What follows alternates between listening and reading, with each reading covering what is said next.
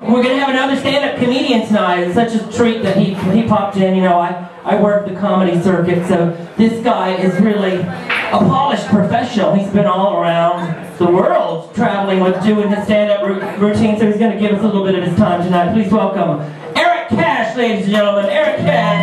Hi, the stud. What's happening? Oh, goodness.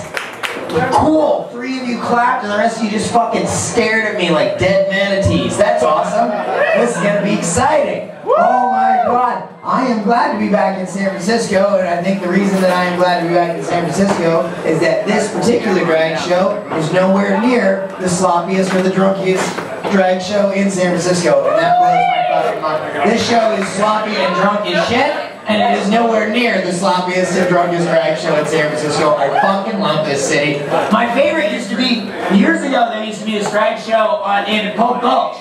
And it was really good, and it was fucking top notch.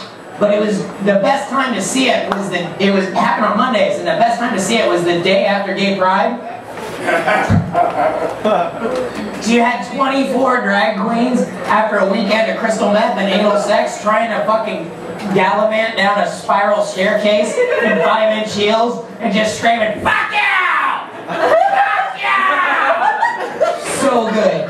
I love this time. How are you guys doing? My name's Eric Cash. I'm originally from New Orleans, Louisiana, and I used to have a joke about that, but FEMA and BP fucked that up, so never mind.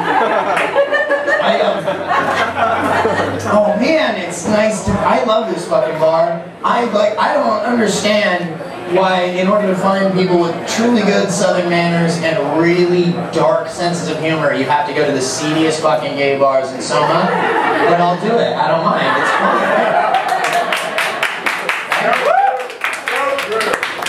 I'm straight as shit, but I'm not happy unless I'm at a bar like this. Like, I come in here and I'm like, I am home. This is nice.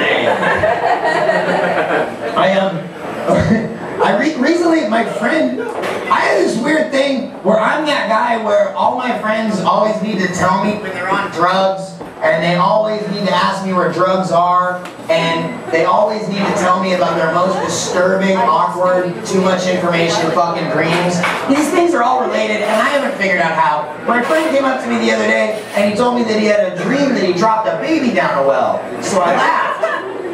Because my sense of humor was forged in the fires of hell by Satan himself, and he got really offended. He was like, "Hey, that's not funny, that's disturbing." And I was like, "Well, it's disturbing to you because you like babies." And don't get me wrong, I don't hate babies or anything. And first off, before we even start getting too offended, it wasn't a real baby. He dreamed this baby. It was an entirely fictionalized baby. No actual babies were harmed in the making of this dream. If this dude's dreams were becoming reality, the baby thing would be way low on the list of shit to worry about anyway.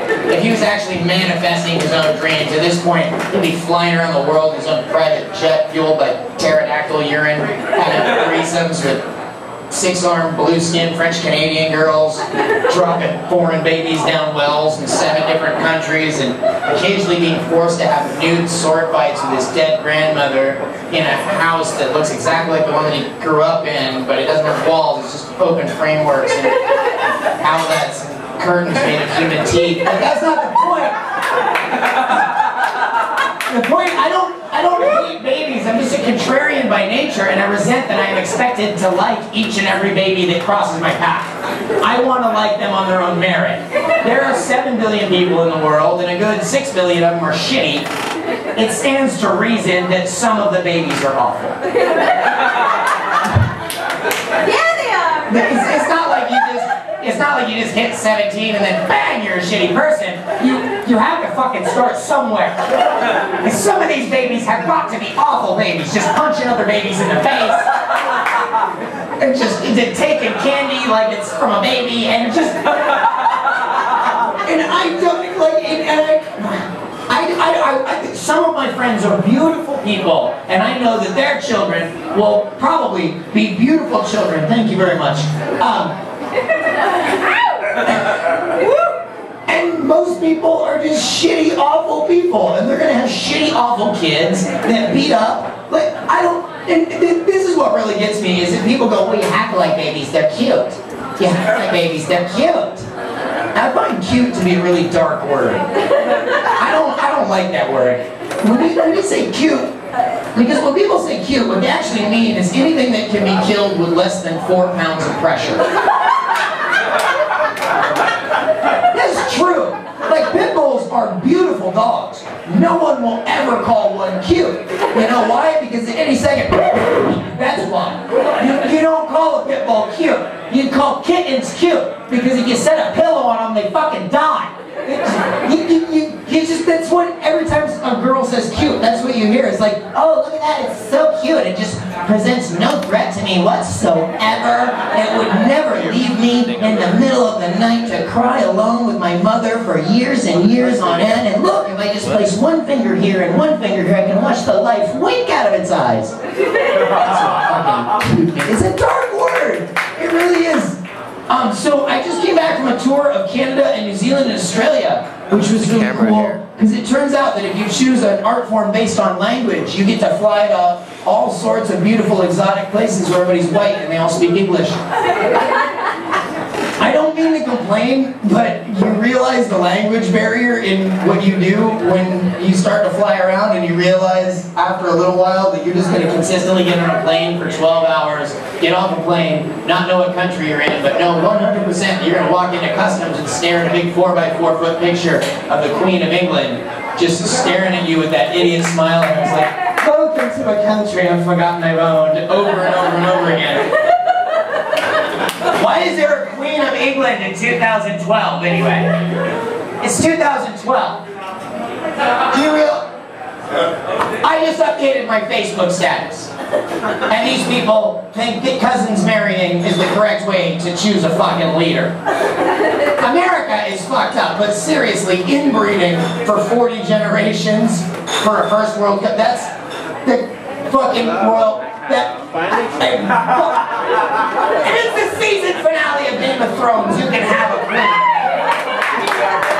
If you have dragons, you can have a queen. If you're a shirtless barbarian trudging across a desert wasteland to find the stallion that mounts the world, queen is okay. But if you are a first world country that owns 4 other first world countries and consider yourself a world power, brothers and sisters fucking in a palace should not be the way that you choose a leader. That makes no sense. 40 generations of inbreeding. There must be like just an entire wailing wing of the palace somewhere. Just it hurts. What hurts? Life! 40 generations. Do you realize how many mutants these people have to pop out before they even stumble across something that resembles a human being? I'm convinced that's why you've never seen the flesh of the Queen's hands, only those gloves. Because 5 minutes before her television appearances, her handlers are busy stuffing her tentacles inside of them so she can make a semblance of a human hand. That's why she's always got that tight-lipped little smile. It's because she's expending all of her effort trying to keep her 13 beaks and her 666,000 pulsing, bulging eyeballs from ripping her latex human mask to shreds as she shrieks with the agony of holding herself in the 3rd dimension.